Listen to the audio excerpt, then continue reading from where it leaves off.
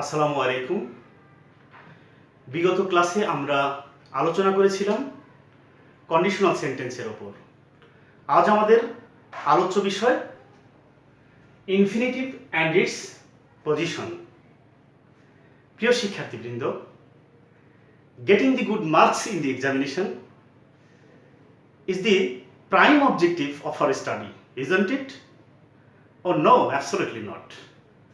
Because আমরা কিন্তু দেখেছি বিগত সময়গুলোতে অনেক শিক্ষার্থী দুটি এ প্লাস পাওয়ার পর, অর্থাৎ এসএসসিতে একটি এ প্লাস এবং ইন্টারমিডিয়েটে একটি এ প্লাস, এই দুটি এ প্লাস পাওয়ার পরও তারা পাবলিক ইউনিভার্সিটিগুলোতে চান্স পায়নি। কারণ হচ্ছে দুর্বল ভিত।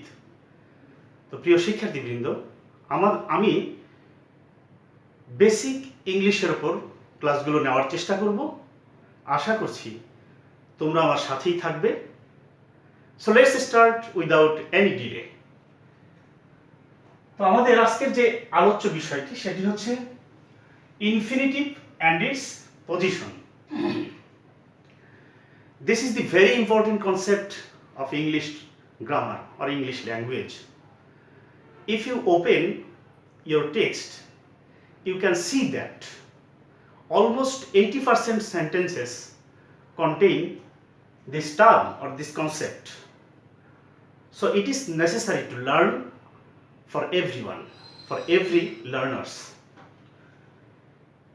তো আমরা আজকে প্রথমে যে বিষয়টি জানবো সেটি হচ্ছে ইনফিনিটিভ কি। ইনফিনিটিভ কি এই বিষয়টি সম্পর্কে আমরা প্রথমে জানবো।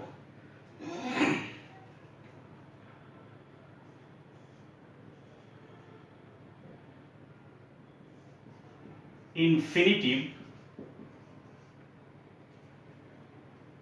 is the basic form of verb used with to often. প্রিয় শিক্ষার্থীবৃন্দ, infinitive is the basic form of verb used with to often. তো আমরা এই সংজ্ঞাটিতে যে বিষয়টি দেখব, যে বিষয়টি আমরা লক্ষ্য করব, সেই বিষয়টি হচ্ছে basic form of verb and to. What do you mean by basic form of verb? What is basic form of verb? Actually, basic form of verb means present form of the verb that is not conjugated. ভার্বের প্রথম রূপটি আমরা we have three forms of verb: present form, past form and past participle. Basic form of verb means present form of the verb. আর আরেকটি বিষয় হচ্ছে to. আমরা প্যাটার্নটা দেখব। প্যাটার্নটা এরকম হবে 2 প্লাস ভার্ব 1, 2 প্লাস ভার্ব 1, এটা মূলত এটা ইকুয়াল ইনফিনিটিভ। 2 প্লাস ভার্ব 1 এটাই মূলত আসলে ইনফিনিটিভ। অর্থাৎ পজিশনটা হবে 2 এর পরে একটি ভার্বের বেস ফর্ম বসবে, ভার্বের প্রেজেন্ট ফর্ম বসবে। তো আমরা এখন জানব যে ইনফিনিটিভগুলো মূলত সেন্টেন্সের কোন পজিশনে ব্যবহৃত হয় এবং সেটি কোন পার্টস অফ স্পিচ হিসাবে কাজ করে। একটি বিষয়, infinitive is the form of verb but it is not the verb. এটা কিন্তু কোনো ভার্ব না, এটা ভার্বের এক ধরনের ফর্ম, কিন্তু সেন্টেন্সে এটি কোন পার্টস অফ স্পিচ হিসাবে ফাংশন করে সে বিষয়টি আমরা জানবো। এটি খুবই অত্যন্ত গুরুত্বপূর্ণ যে সেন্টেন্সে এই ইনফিনিটিভ কোন পার্টস অফ স্পিচ হিসাবে ফাংশন করে। তো আমরা প্রথম সেন্টেন্সটি, 1 নম্বর সেন্টেন্সটি যদি লক্ষ্য করি তাহলে দেখব to learn English is important. To learn English is important. প্রিয় শিক্ষার্থীবৃন্দ, to learn English is important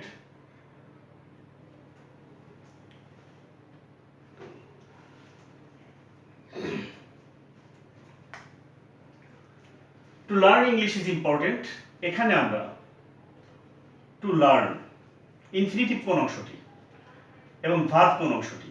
to learn হচ্ছে ইনফিনিটিভ এবং ভার্ব হচ্ছে ইজ।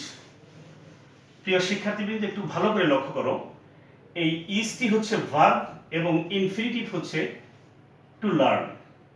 আমি বলেছিলাম টু প্লাস ভার্ব ওয়ান, এটি হচ্ছে ইনফিনিটিভ। তাহলে আমরা কি লক্ষ্য করছি? টু আছে এখানে এবং লার্ন এটি হচ্ছে ভার্বের প্রেজেন্ট ফর্ম, ভার্বের প্রেজেন্ট ফর্ম। তাহলে টু আর ভার্ব ওয়ান এই দুটো মিলেই কিন্তু হয়েছে ইনফিনিটিভ। এবং এখানে যে ভার্বটি আছে, ভার্বটি হচ্ছে ইজ। একটি বিষয় অবশ্যই মনে রাখা প্রয়োজন, infinitive is used with another verb in a sentence. সেন্টেন্সে কিন্তু ইনফিনিটিভটা অন্য একটি ভার্বের সহযোগেই ব্যবহৃত হয়। সেই ভার্বটি হচ্ছে এখানে, মূল ভার্বটি হচ্ছে এখানে ইজ এবং ইনফিনিটিভটি হচ্ছে টু। তাহলে এখানে কি লক্ষ্য করছি যে ইজে এখানে টু লার্ন এটি কোন পার্টস অফ স্পিচ হিসেবে কাজ করছে? মূলত এই ভার্বের সাবজেক্ট হিসেবে এটি কাজ করছে। কিভাবে সাবজেক্ট হিসেবে কাজ করছে সেটি আমরা দেখি। To learn English is important, ইংরেজি শেখা গুরুত্বপূর্ণ। তো আমরা একটা বিষয় কিন্তু জানি যে ভার্বের সাবজেক্ট হতে হলে তাকে নাউন বা প্রোনাউন হতে হয়। নাউন অথবা প্রোনাউন হতে হয়। তো তাহলে যেহেতু এটি ভার্বের সাবজেক্ট হিসেবে কাজ করছে, তাহলে আমরা এটিকে কি বলবো? এটিকে অবশ্যই আমরা নাউন বলতে পারি। যেহেতু এটি ভার্বের সাবজেক্ট হিসেবে কাজ করছে, তাহলে কিন্তু এটিকে আমরা নাউন বলতে পারি। কারণ যদি এটি নাউন না হতো তাহলে কিন্তু ভার্বের সে সাবজেক্ট হিসেবে কাজ করতে পারতো না। নাউন এবং প্রোনাউনই সাধারণত আমরা জানি ভার্বের সাবজেক্ট হিসেবে কাজ করে। তো তাহলে এই সেন্টেন্স, এক নম্বর সেন্টেন্সে আমরা লক্ষ্য করলাম যে ভার্বের নাউন হিসেবে কাজ করছে এই ইনফিনিটিভ। অনুরূপভাবে আরো এক্সাম্পল আমি এখানে দিতে চাচ্ছি। এখানে এক্সাম্পল একটা আছে, to walk is good exercise. To walk is good exercise.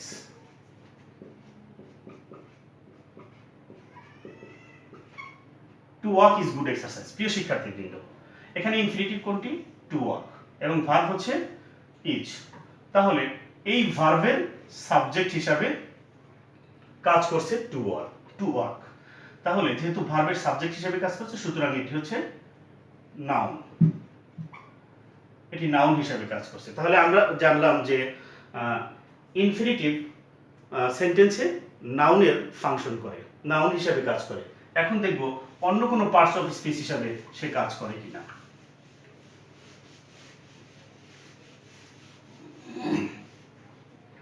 আমরা দ্বিতীয় সেন্টেন্সে লক্ষ্য করছি কি লেখা আছে, আমি একটু নিচে লিখে নেই। Birds love to Singh. Birds love to Singh.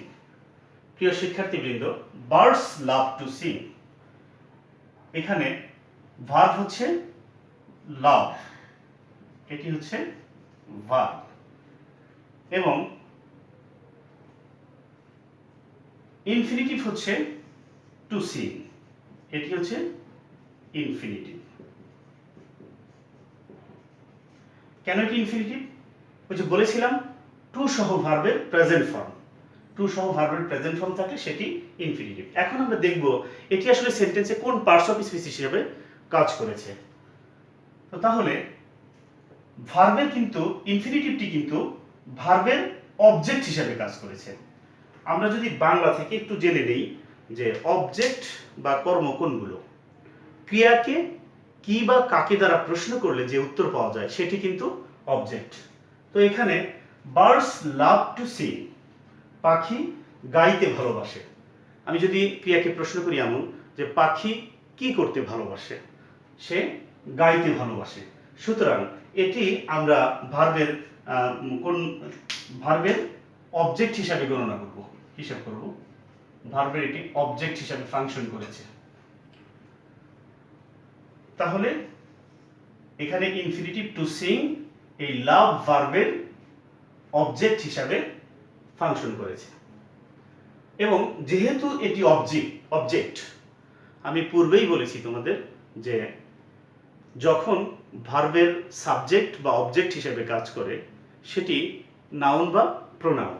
তো যেহেতু এটি ভার্বের অবজেক্ট হিসেবে কাজ করেছে, সুতরাং এটিকে আমরা কি বলবো, এটিও সেন্টেন্সের মধ্যে এটি নাউন হিসাবে ফাংশন করেছে।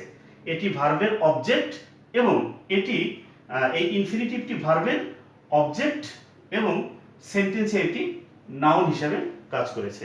তাহলে আমরা যে দুটি বিষয় লক্ষ্য করলাম, যে ইনফিনিটিভ সেন্টেন্সে ভার্বের সাবজেক্ট হিসাবেও ফাংশন করে, আবার ভার্বের অবজেক্ট হিসাবেও ফাংশন করে। আমরা এখানে আরো এক্সাম্পল দেখতে পাই, সেটি হচ্ছে, দেখো এখানে he loves to read history, he loves to read history. তাহলে এখানে ভার্ব কোনটি? ভার্ব হচ্ছে লাভস, ভার্ব হচ্ছে লাভস এবং ইনফিনিটিভ হচ্ছে to. He loves to read history, সে ইতিহাস পড়তে ভালোবাসে। সে কি পড়তে ভালোবাসে? ইতিহাস পড়তে ভালোবাসে। ক্রিয়াকে যখন আমরা কি দ্বারা প্রশ্ন করি তখন কিন্তু সে ইতিহাস পড়ার কথাই আসে। তাহলে এটি আমাদের কি হিসাবে কাজ করেছে? অবজেক্ট হিসাবে কাজ করেছে। আর যখন সে অবজেক্ট হিসাবে কাজ করেছে তখন সে কিন্তু নাউন। যখন সে ভার্বের অবজেক্ট হিসাবে কাজ করেছে তখন আমরা তাকে কি বলবো? সেটি হচ্ছে নাউন। তাহলে আমরা এখানে দেখলাম যে দুটি বিষয় দেখলাম, যে ইনফিনিটিভ ভার্বের সাবজেক্ট হিসাবে কাজ করে এবং ইনফিনিটিভ ভার্বের অবজেক্ট হিসাবে কাজ করে। যখন সে সাবজেক্ট হিসাবে কাজ করে তখন সেই পার্টস অফ স্পিচটি হবে নাউন, এবং যখন সে অবজেক্ট হিসাবে কাজ করে তখনও সেটি হবে noun.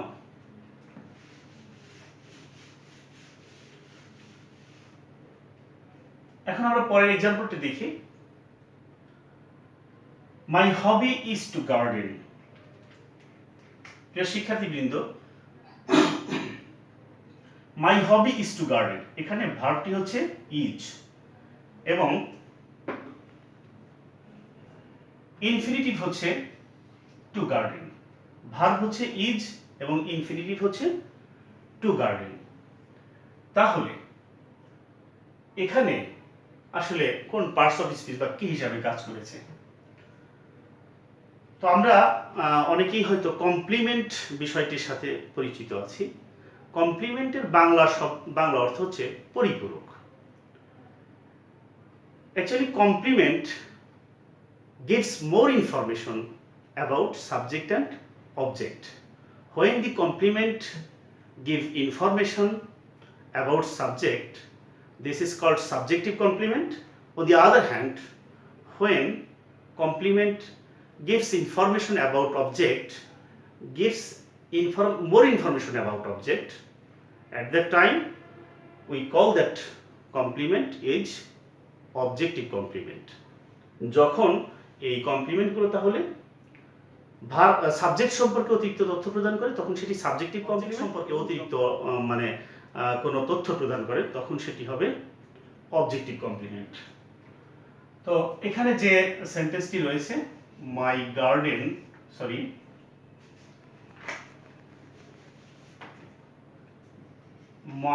Hobby is to garden. My hobby is to garden. তাহলে আমার শখ হচ্ছে বাগান করা। My hobby is to garden. My hobby এবং এখানে ইনফিনিটিভ কোনটি? ইনফিনিটিভ হচ্ছে টু গার্ডেন। তাহলে মাই হবি ইজ টু গার্ডেন, আমার শখ বাগান করা। তাহলে আমার শখ বাগান করা এটি কিন্তু একে অপরের পরিপূরক, যে আমার শখ হচ্ছে বাগান করা। মাই হবি ইজ টু গার্ডেন। এরপরে দেখো আরো কিছু এক্সাম্পল এখানে রয়েছে কমপ্লিমেন্ট হিসাবে। যেমন এখানে একটা এক্সাম্পল রয়েছে, her job is to assist us. তার যে কাজ, সে কাজটা হচ্ছে আমাদেরকে সহায়তা করা। তো কমপ্লিমেন্ট কিভাবে? তাহলে মাই হবি ইজ টু গার্ডেন, আমার শখ বাগান করা, অর্থাৎ আমার শখ যা তাই হচ্ছে কিন্তু বাগান করা। তাহলে এই to garden is to garden এটি মানে কোন বিষয়ে অতিরিক্ত তথ্য প্রদান করছে? অ্যাকচুয়ালি সাবজেক্ট সম্পর্কে কিন্তু সে অতিরিক্ত তথ্য প্রদান করছে। সাবজেক্ট সম্পর্কে সে অতিরিক্ত কিছু বলছে, যে সাবজেক্টের হবিটা হচ্ছে মানে এই মাই হবি, অর্থাৎ আমার শখটি হচ্ছে বাগান করা, আমার সম্পর্কেই এই বাগান করাটা যেহেতু আমার শখ, কাজে আমার সম্পর্কে সে অতিরিক্ত তথ্য প্রদান করছে। কাজেই এই টু গার্ডেন এটি আমরা মানে এই ইনফিনিটিভটি আমরা কি দেখব, যে এখানে কমপ্লিমেন্ট হিসাবে ফাংশন করেছে। এই সেন্টেন্সে ইনফিনিটিভ কমপ্লিমেন্ট হিসাবে বা পরিপূরক হিসাবে, সাবজেক্টের পরিপূরক হিসাবে সে কাজ করেছে। তাহলে আমরা দেখলাম যে ইনফিনিটিভ আবার কোন সেন্টেন্সে কমপ্লিমেন্ট হিসাবেও অ্যাক্ট করে থাকে, কমপ্লিমেন্ট হিসাবেও ফাংশন করে থাকে।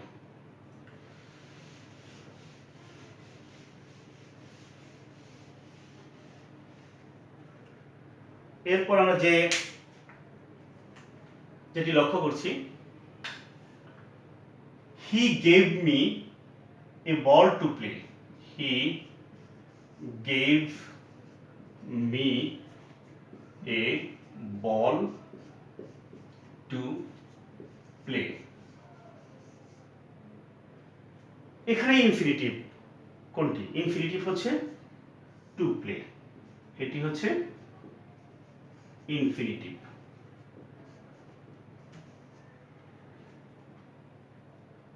এবং ভার্ব এখানে আমরা লক্ষ্য করছি, গেভ হচ্ছে এটি ভার্ব, এবং বল হচ্ছে এটি noun. He gave me a ball to play, সে আমাকে একটি বল দিয়েছিল খেলতে, খেলার জন্য সে আমাকে একটি বল দিয়েছিল। তাহলে এখানে ইনফিনিটিভ আসলে কার সম্পর্কে বলছে, কাকে মডিফাই করছে? সে আমাকে একটি বল দিয়েছিল, সে আমাকে একটি বল দিয়েছিল কি করতে? খেলতে। তাহলে টু প্লে খেলতে, এটি হচ্ছে ইনফিনিটিভ। এই ইনফিনিটিভটি কাকে মডিফাই করছে? ইনফিনিটিভ কিন্তু মডিফাই করছে মূলত বলকে। আসলে বলটি সে কেন দিয়েছিল? খেলতে। বলটি দিয়েছিল খেলতে। তাহলে ইনফিনিটিভটি বলকে মডিফাই করছে, অর্থাৎ বল হচ্ছে একটি নাউন। আমরা কিন্তু একটি বিষয় জানি যে when any word modify any noun or pronoun, that word is adjective. যখন কোনো ওয়ার্ড নাউন বা প্রোনাউনকে মডিফাই বা কোয়ালিফাই করে, তখন সেই ওয়ার্ডটি কিন্তু হয় অ্যাডজেক্টিভ। আমরা অ্যাডজেক্টিভের সংজ্ঞা থেকে কিন্তু এটি জানি। তাহলে এখানে আমরা দেখছি যে টু প্লে, এই টু প্লে নাউনকে মডিফাই করছে। যেহেতু নাউনকে মডিফাই করছে, সেহেতু এখানে আমরা বলবো এটি অ্যাডজেক্টিভের কাজ করছে, এটি একটি অ্যাডজেক্টিভের কাজ করছে। কারণ সংজ্ঞাটি আমি বলেছি যে when any word qualify or modify the noun or pronoun, that word is adjective. So we can say that this infinitive acts in a sentence as a adjective. এটি এই সেন্টেন্সে অ্যাডজেক্টিভ হিসাবে কাজ করেছে। এখানে আমরা আরেকটি এক্সাম্পল লক্ষ্য করছি, দেখো, he wants me to live। এখানে টু লিভ হচ্ছে ইনফিনিটিভ এবং এই মি হচ্ছে pronoun. he wants me to live, I am telling here what he wants। আমি এখানে বলছি সে কি চায়, সে চায় আমি যেন চলে যাই। he wants me to live, আমি চলে যাই, এটি সে চায়। তাহলে এই যে টু লিভ, চলে যাওয়াটা, এটা কাকে মডিফাই করছে? মিকে মডিফাই করছে, অর্থাৎ আমাকে মডিফাই করছে। টু লিভ, এই চলে যাওয়াটা হচ্ছে আমার। তাহলে এই ইনফিনিটিভটা প্রোনাউনকে মডিফাই করছে। মিটা হচ্ছে প্রোনাউন, ইনফিনিটিভ প্রোনাউনকে মডিফাই করছে। যখন কোনো ওয়ার্ড বা শব্দ বা শব্দ সমষ্টি কোনো নাউন বা প্রোনাউনকে মডিফাই করবে বা কোয়ালিফাই করবে, সেটাকে কিন্তু আমরা বলবো যে অ্যাডজেক্টিভ। তাহলে এখানে টু লিভ কিসের কাজ করেছে? টু লিভ মূলত এখানে অ্যাডজেক্টিভের কাজ করেছে।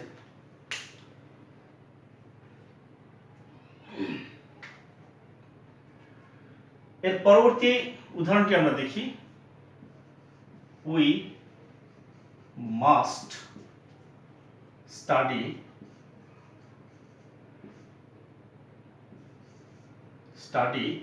To learn.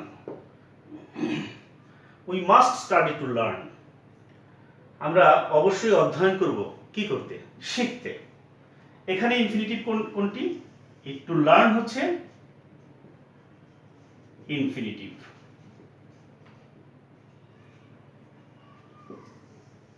স্টাডি হচ্ছে ভার্ব।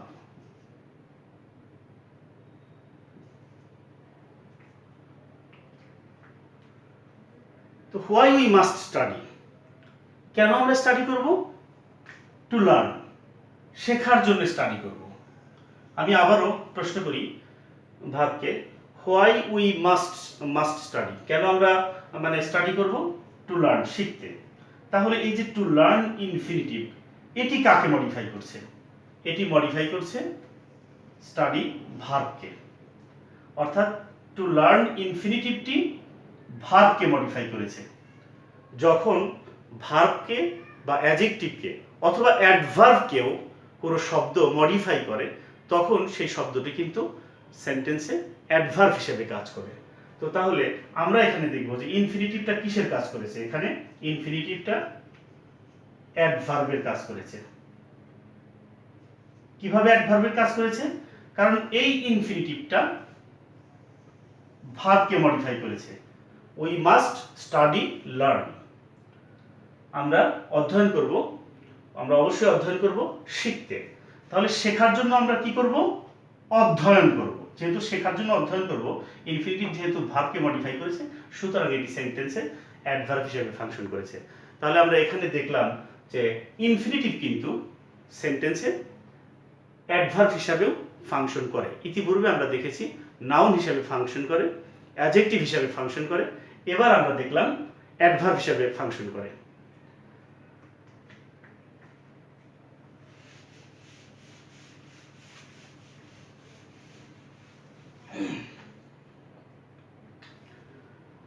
এবার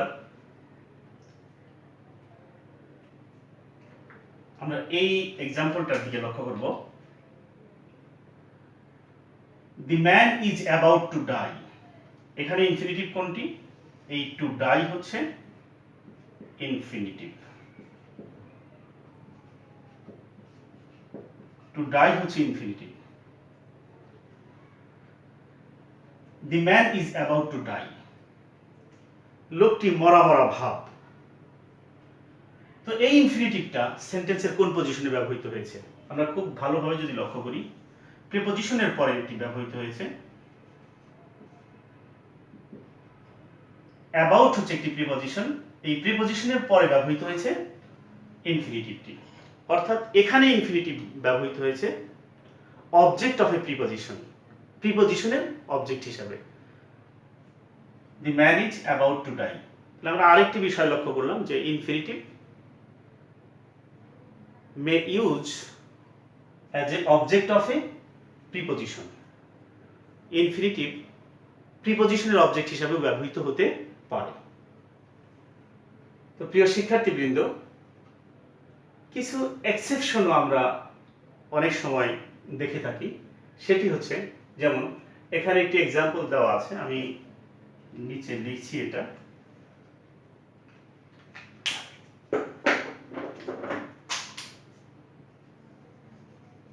Why not to speak truth? Why not to speak truth?